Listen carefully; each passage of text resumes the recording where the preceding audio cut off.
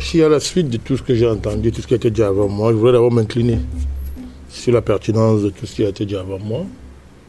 Je voudrais faire un coucou à mon ami Taïou qui est parti, je suppose, oui, là-bas. Il nous a fait coucou. S'il nous suit à la maison, je lui fais coucou. S'il ne nous suit pas, qu'on lui dise que nous lui avons fait coucou. C'est un grand monsieur et il a compris, comme nous, les véritables enjeux. On peut être différent, mais l'Afrique avant tout. L'Afrique avant tout. Je voudrais saluer cette grande avancée, cette position qui fait honneur à sa grandeur intellectuelle. Il nous a parlé de l'unité de mesure, le panafricanisme. Oui. Je suis très content de rappeler ça. Les définitions du panafricanisme sont simples, Bachir. Je vais encore simplifier ça aujourd'hui. Le panafricanisme, c'est quoi? C'est les Africains qui construisent qui prennent leur destin en main pour construire leur destinée d'eux-mêmes, par eux-mêmes et pour eux-mêmes, dans une vision universelle. Puisqu'on est le berceau de l'humanité. Oui. Le panafricanisme n'a pas de sens si on ne s'occupe pas de toute l'humanité. Mais pour s'occuper de l'humanité, il faudra commencer par nous, par nous-mêmes. Comprenez, non? Donc, là-dedans, vous avez toutes les autres questions. Les questions de civilisation, les questions de souveraineté, les questions de justice sociale, les questions d'équité, tout ce qu'il a dit et tout, et tout, et tout. Alors, pour ne pas faire de la philosophie, c'est très simple. Ici, l'unité de mesure est simple, tout le monde le voit. Qui appelle la communauté internationale à le soutenir entre les deux candidats? Il ne faut pas compliquer les choses. Et au moment où il ne faut pas faire la philosophie, les débats sont clairs. Et c'était pareil avec le Gabon ici, vous vous souvenez de ça. Et vous avez vu des panafricanistes qui voulaient nous inventer n'importe quoi, se retrouver en train de défendre les mêmes positions que les impérialistes là, la situation. Le candidat qui appelle la communauté internationale à le soutenir, c'est M. Fayoulou, M. Bachir. Ouais. Ce n'est pas Kabila. À partir de ce moment-là, le débat est clos. Le débat est clos.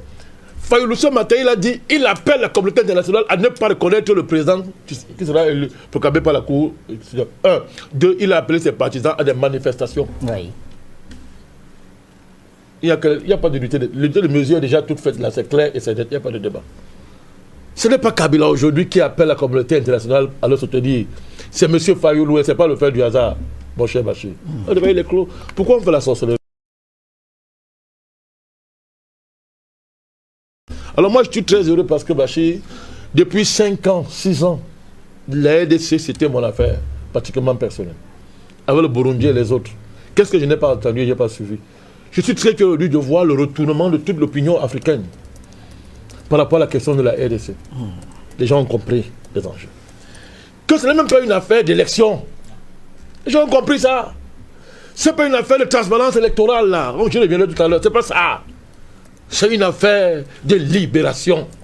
C'est une affaire d'un processus historique centenaire de libération. Mon cher Bachir. Oui. Les Lumumba sont passés par là. Il n'y a pas eu élection pour que ce voyou de Léopold II fasse de la RDC sa propriété personnelle. Il n'y a pas eu élection. Il n'y a pas eu élection pour qu'on fasse de la RDC un pays à statut international. C'est-à-dire qu'on se partage la RDC entre les bandits. Et la France, Léopold II, l'Angleterre, les Américains, tous ces gens-là. Il n'y a pas eu élection. Il n'y a pas eu élection pour qu'aujourd'hui la RDC soit le poumon de l'industrie minière dans le monde. Il n'y a pas eu élection, Bachir. Il n'y a pas eu élection quand la MONUSCO, de brigands, pillent les richesses de la RDC, mettent dans leur fourgon diplomatique depuis combien d'années? C'est l'autre jour qu'on a vu, on a attrapé. Mais je le dis depuis combien d'années ici, la MONUSCO. Ce n'est pas par élection, mon cher Bachir. Où est-ce qu'il y a eu élection pour que la MONUSCO pille la RDC depuis bientôt 50 ans? Il y a élection? Il y a élection, mon cher Bachir. Ce n'est pas une affaire d'élection. Il faut arrêter ça. Il n'y a pas d'élection dans une colonie, monsieur. Moi, je le dis haut et fort. Il faut arrêter ça. Si l'élection ne sert pas à la libération, ça ne sert à rien. Il faut arrêter ça. Ah oui, monsieur Bachir. Il faut arrêter ça. Donc, l'enjeu, il est clair, mon cher Bachir. Donc, je salue l'Afrique du Sud, je salue la Tanzanie et le Burundi pour leur position. J'ai été souvent très dur à l'égard de l'Afrique du Sud et de la SADC. Je suis heureux de voir que nos cris sont entendus. Et je salue le changement de temps et la prise de conscience qui a été opérée au niveau de la SADC. Merci, monsieur le président Ramaphosa. Merci pour le président tanzanien dont j'ai oublié le nom. Que le ciel me pardonne. Merci pour le grand Nkurunziza. Vous vous rappelez quand je défendais ici, contre vents et marées? Qu'est-ce qu'il ne m'a pas dit? Il est l'un des rares aujourd'hui qui fait honneur à l'Afrique. Par sa cohérence, le président Nkurunziza. C'est un petit pays, hein. Regardez sa fermeté, le président. Il est ferme dans tous les affaires. Je l'avais dit ici. C'est un dictateur. Il a marché comme ça. On te le voit aujourd'hui. Bachir, Le Tanzanien, c'est John Magufuli. John Magufuli. Oui. Merci Bachir. Merci. Nous le saluons, Monsieur le Président. Alors Bachir, on nous parle d'abord de transparence électorale. Commençons. Je vous prie, pardon, laissez-moi parler un peu. On nous parle de transparence électorale, mon cher Bachir. Oui. On nous parle de transparence électorale, mon cher Bachir. Est-ce que Mobutu organisait les élections transparentes? Pendant 40 ans, Mobutu. Il y a l'époque que disaient les Blancs. Que disaient les Blancs? Il était reçu aux États-Unis par M. Reagan, un autre voyou. Il le recevait et disait, Monsieur le Président, vous êtes un combattant de la liberté. On m'a dit que non, c'était à l'époque de la guerre froide. Qu'est-ce qui a changé aujourd'hui? On nous voilà lever dans la guerre froide. On y est, M. Bachir. C'est la guerre chaude. Merci, cher René Simon. Est-ce que Mobutu avait déjà organisé un jeu d'élection transparente? Mais il était adulé par les Blancs. Il était reçu comme un héros mondial aux États-Unis. Et en France, il dépannait tous les présidents français. Jusqu'au Premier ministre Raymond Barre. Ils étaient affamés. Donc, Mobutu les achetait pour qu'ils disent que non, monsieur, tu es un grand démocrate, tu es un grand président. Il dépannait Raymond Barre, il dépannait Chirac, Mitterrand. Toute la classe politique française mangeait dans les mains de Mobutu. Il fermait les yeux, Bachir. Mais, aujourd'hui, il découvre la transparence électorale. Il donne les leçons à M. Kabila. Il donne des leçons. Des petits gens comme ça. Des petits gens comme ça qui mettent le feu en Afrique parce qu'il y a encore certains qui sont toujours distraits. Mais heureusement que ça, la prise de conscience monte tous les jours. Et ça nous encourage, mon cher Bachir. Bachir, est-ce qu'il faut que, au nom de l'élection transparente, on livre le pays entre les mains des bandits sans scrupules et des pillards? Martin Fayoulou, c'est qui? Vous voulez qu'on parle de lui? Il sort d'où? Il sort d'où? Fayoulou. C'est un agent pour vendre le Congo, la RDC. Ses parents sont connus. Bemba, Katumbi. Et leurs parents sont connus. Le Moïse géant africain, autoproclamé, Kagame, tout à l'heure je reviendrai sur lui, de façon particulière. Kagame et l'Union européenne, c'est-à-dire la France, l'Union européenne, l'Angleterre et les autres. Voilà les parents de Fayoulou. Bon sang, Bachir. Vous voulez nous faire croire aujourd'hui que tous ces gens-là sont pour le bien de la RDC. Donc ils aiment la RDC plus que Kabila. Kabila est quand même un enfant de ce pays. Donc on me fait croire que l'Union européenne, tous ces gens-là, Katumbi et consort, ils aiment la RDC depuis que M. Kabila. Les faits sont là aujourd'hui. Il a organisé les élections, il les a perdus. Il les a perdus. Hier, c'est qu'il était un pion central dans leur plan. Il lui donnait tous les honneurs. Il l'honorait. Il était invité matin à l'histoire sur France 24 avec tous les honneurs. Pratiquement, on l'a quand même comme un président. Mais quand le jeune homme, monsieur le président, je m'excuse, monsieur le président, jeune, c'est un jeune comme nous, on est fiers de voir qu'il est jeune comme nous, a compris les enjeux. Il est parti à Genève, il a compris les enjeux, il s'est retourné. Vous voyez comment on le traite aujourd'hui.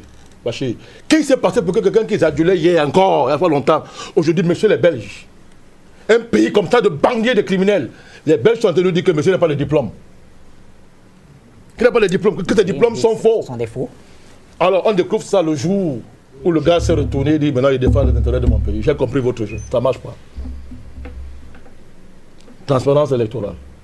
C'est-à-dire, vous faites une élection, elle est déjà faussée depuis le départ, avec une fausse coalition qu'on organise à l'étranger, pour maintenir le Congo dans la cassette des pays qui se sont partagés ce pays-là avec Léopold II, mon cher Bachir.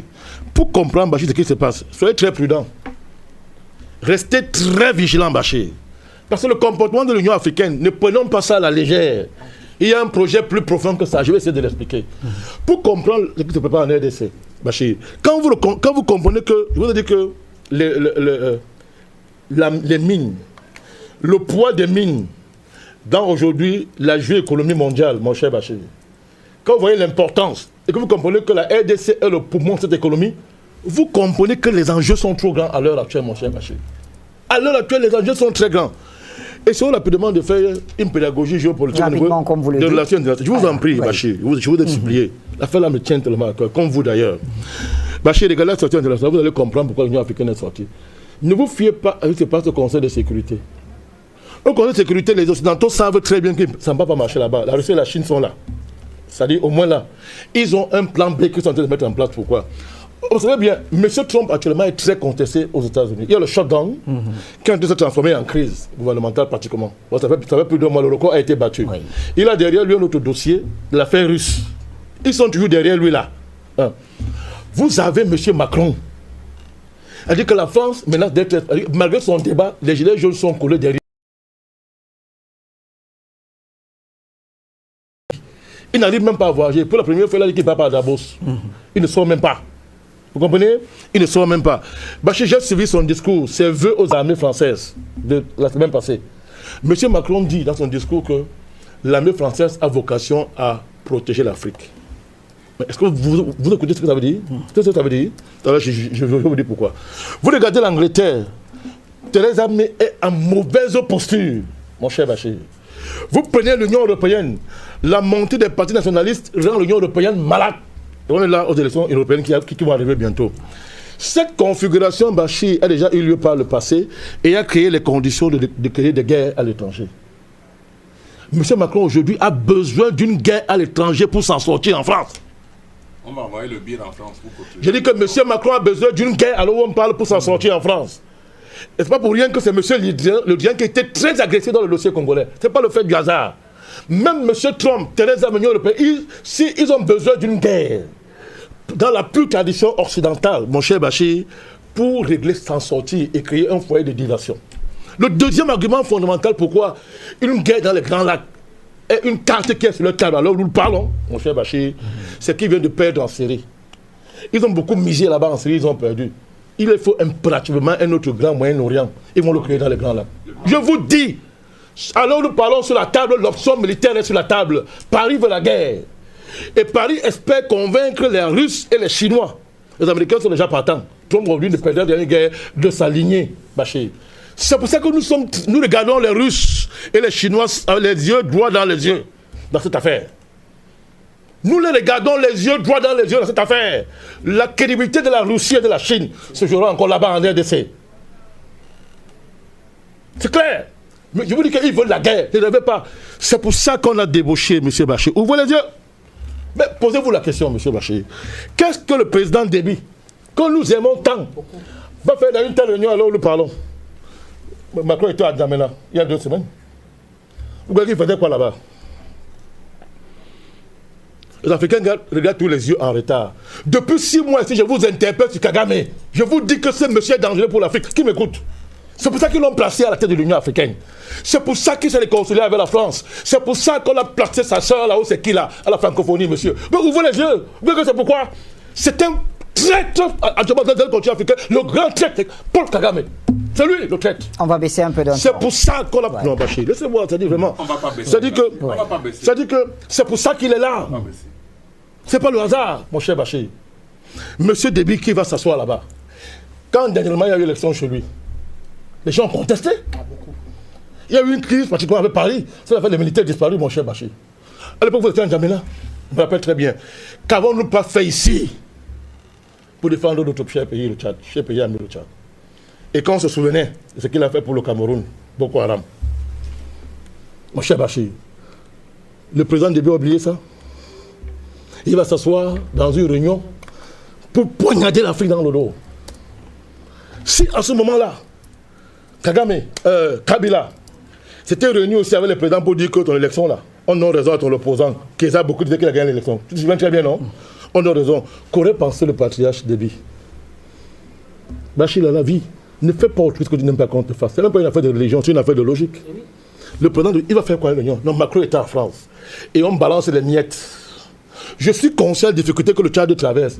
Mais cette solution, monsieur le président, est mauvaise. Rachetez-vous très vite. Et quittez cette association. L'alliance avec la France n'a apporté que malheur au Tchad. Moi, je le dis, c'est mon président, c'est mon père, je lui dis la vérité. Ça, c'est pas normal. Prenez Sassou. Ça, c'est quand même une honte. Sassou Nguesso, il était sur son mandat, l'interdisait d'aller, la Constitution l'interdisait d'aller aux élections. Il a lancé la révision constitutionnelle. Les mêmes gens avec qui il marche, ils se sont levés pour dire que ce n'est pas possible. Bachir. Quand l'élection est passée, la guerre commençait dans le pôle. On a dit que machin, les panafricains se sont levés. oubliant, on n'est pas naïf, hein, que tu ne se trompes pas, on n'est pas naïf, on sait ce qu'on fait. On n'a jamais dit que tous les présidents là sont des panafricanistes.